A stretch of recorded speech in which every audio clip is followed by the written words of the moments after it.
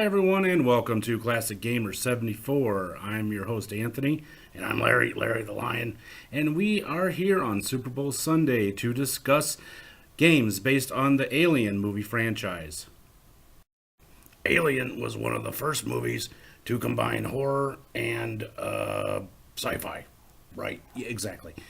So therefore, it was perfect for game tie-ins. I'm getting smarter all the time. You sure are. Very good. Thank you.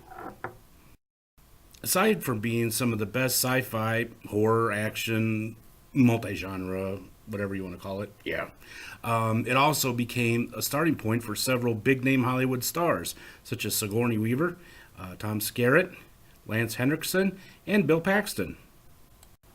Today we're going to discuss the game tie-ins to the first three movies, Alien, Aliens, and Aliens 3. So, ready to get started? Oh yeah. Alright then. And the first game we're going to discuss today is Alien, made by 20th Century Fox for the Atari 2600 and programmed by Doug Neubauer.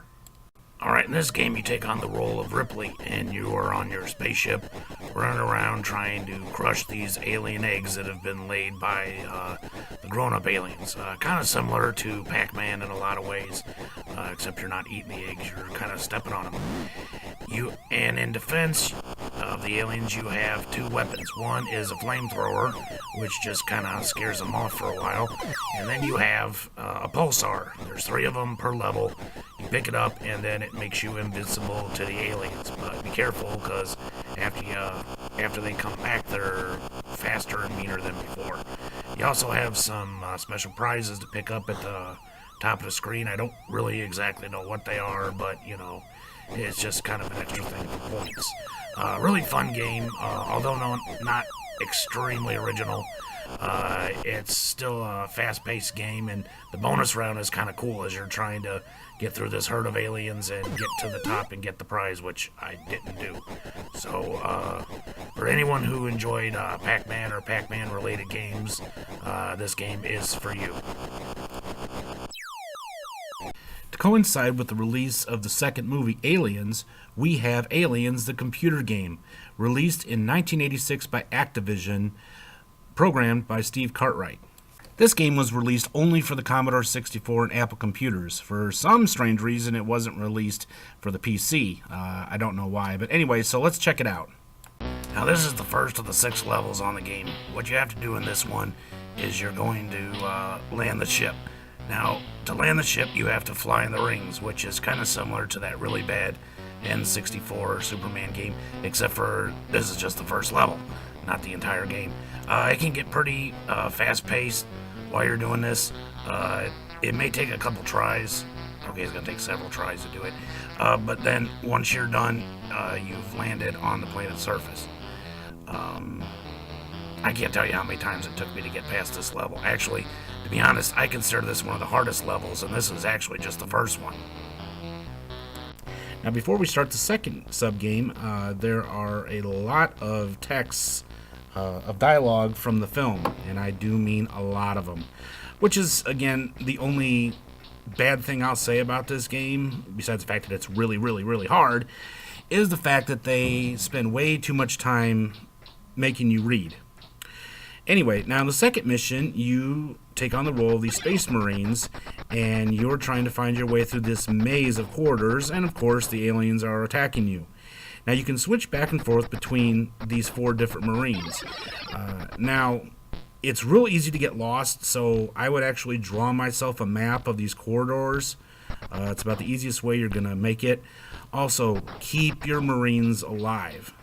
Your success in this game is to keep as many of the Space Marines alive as possible. So, this is kind of a fun mission, as long as you don't get lost, which is a little easier said than done, I'm afraid. But anyway, this is, like I said, this one I had a lot of fun doing, even though I got lost quite a bit. And also, don't forget that when you see that red light come on with the Marine, to switch to them and just start blasting the aliens until they leave you alone. So, again, keep your Marines alive. It will help you in later missions. Now, in submission number 3, what you're doing is trying to keep the aliens back with this flamethrower, which seems to be about the only thing to stop these suckers. Now, you see at the bottom of the screen, I believe it's Hicks, I don't really remember, is trying to cut his way through the door. Now, you're trying to keep the aliens from getting your other Marines long enough so that Hicks can cut a hole through the door and get them to safety. So you're kind of just going back and forth, and sometimes they come quickly, sometimes they come slowly, sometimes they come 2 or 3 at a time. Yeah, this mission can be a lot of fun. Also can get kind of frustrating. You got to be quick on your toes on this mission, though, in order to keep all the Marines alive, if possible. So, now, of all the games in this game, this has to be the hardest one. This one, you are Newt and Ripley, and you're trying to get through this maze of ducts in order to escape. You are represented by those 2 squares and rectangles, whatever, and you have the Marines that are willing to blow themselves up in order to save you 2. Now, those little flashing lights coming after you, of course, are the aliens. Now, this, like I said, has got to be the hardest mission because the ducts go over and under each other, and it's basically just memorization. You have to just know where you're going and how to get out. Same kind of deal like with the second mission. Draw yourself a map, and you can actually get out of there without having to sacrifice a single Marine, but it's real hard to do. Alright, in the 5th mission, you take on the role of Ripley, and you're going to save Newt from the Queen Alien. Now, just like in the 2nd mission, you're going through this maze of corridors, trying to get Newt and get out of there in a certain amount of time, and worst of all, with only a certain amount of bullets. So this has got to be probably the second hardest. I disagree. I think this is the hardest. All right, the hardest of all the sub-games in this entire collection. Now, look, there's the Queen Alien. This is the really hard part of how to get past her. So, all right, let's just show people how you do it. Okay, so remember that. So when you play the game, that's how you get past the Queen Alien. That was really nice of you. I know. And the final mission, you are Ripley trying to rescue Newt yet again from the Queen Alien. And you're using the giant exoskeleton, and you have to smack the crap out of the Queen Alien until she's pretty much beaten into submission. Grab her with one of the claws and drop her down the chute into outer space. Wow, what a game. Oh yeah, I mean, this has to be, I would honestly say, one of the hardest games I've ever played in my life. I have to agree. I mean, it took me so long to beat this game, but it was well worth it. It was a really fun, complex, multi-layered game, and honestly, I have yet to see another movie tie-in game with the intensity of Aliens. As intense as Aliens, the computer game, was, Konami decided to make their own action-adventure tie-in to Aliens, and here it is from 1990, Konami's Aliens.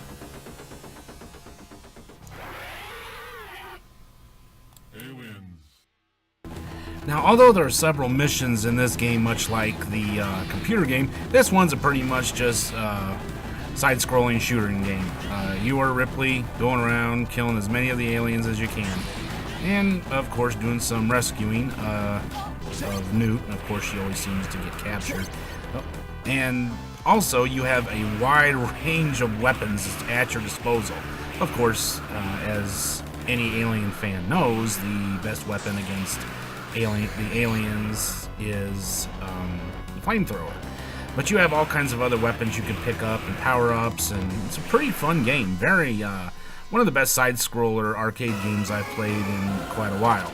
And of course, you know, it does change up a little bit, so it can get pretty intense at times. But of course, being an arcade game, you can just hook more quarters in if you need to. If you'd like to see this game played in its entirety, head over to our Facebook page and you can see me play this game from beginning to end.